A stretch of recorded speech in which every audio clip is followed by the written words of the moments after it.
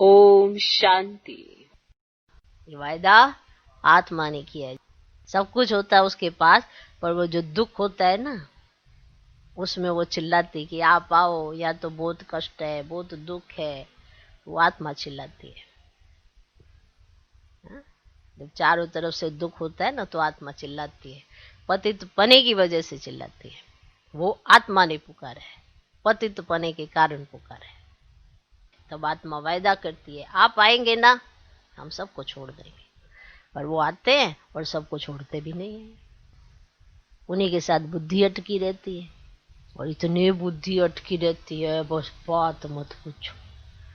मोह भी ना खतरनाक बड़ा है। आंख कान सब बंद कर देता है। कौन? मोह।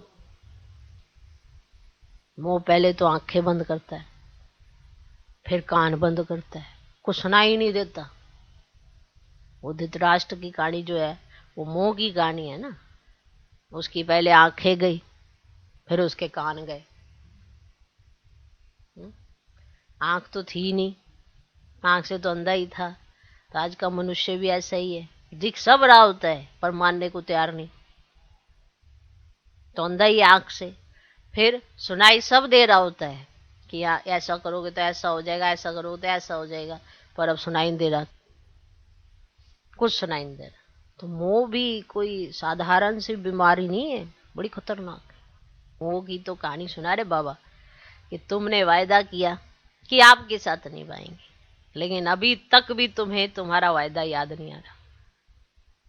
अभी तक भी ज्यादा रगे तुम्हारी बस मित्र संबंधियों में ही अटकी पड़ी है। अपने ही संबंधों में तुम्हारी बुद्धि लटकी पड़ी है। सही गलत कुछ भी समझ नहीं आता। सुबह शाम दिन रात उन्हीं की ख्यालात। तो ये क्या है? अपने संबंधियों का ही, बेटे का बेटी का, इन्हीं के अंदर बुद्धि जाना बार बार। तो ये क्या है? मोह नहीं है तो क्या है? वो भी लटके, वो भी लटके, सारे लटके एक ही जाले में।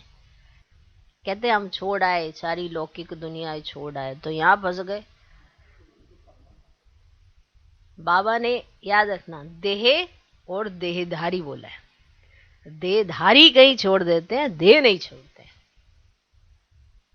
तभी तो बनते नहीं है, क्योंकि देह और देहधारी दो चीजें हैं। कहीं ना कहीं तो अटके ही पड़े होंगे ना, तभी तो बुद्धि एक बाप में नहीं लगती है। तो या देह या देहधारी कहीं तो है, नहीं तो बुद्धि एक बाप में लग जाए, हर बात एक्यूरेट समझ में आ जाए, पर नहीं आती। श्रीमत पर चलना कठिन लगता है। बाबा बार बार कहते अपने को आत्मा समझो। अब देह से मुक्ति के लिए अपने को आत्मा समझो, देहधारियों से मुक्ति के लिए समझो कि आपका यहाँ पे तो एक पार्ट है।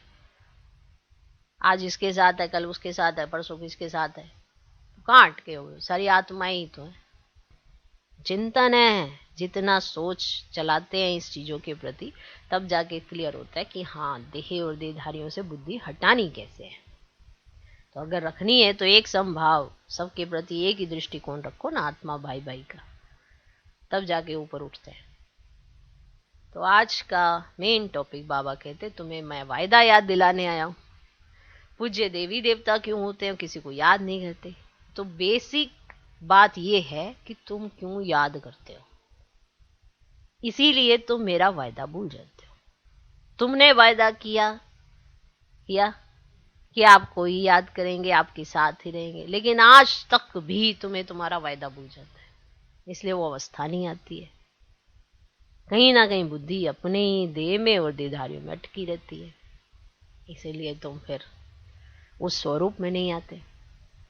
तो चलो, पर अपना चिंतन तो करो, कौन मिल गया है। इसीलिए बाबा ने आज की मुरली में फिर याद कराया। तो सोचो तो सही, कौन मिला है? उनको तो नहीं मिला, तुमको मिला हूं। तुम ब्राह्मण हो, तुम्हें देवता भी बनना है, तुम्हें क्षत्रिय भी बनना है। ये चक्कर तो एक ही बार में आके 3 जन्म स्थापित हो जाते हैं। सारी रास्तों में समझा रहा हूं, क्या तुम भूल जा रहे हो कि मैं कौन हूं, कैसे आता हूं, क्या पढ़ाता हूं? ये सब बाबा ने आज समझाया। अच्छा, ओम शांति।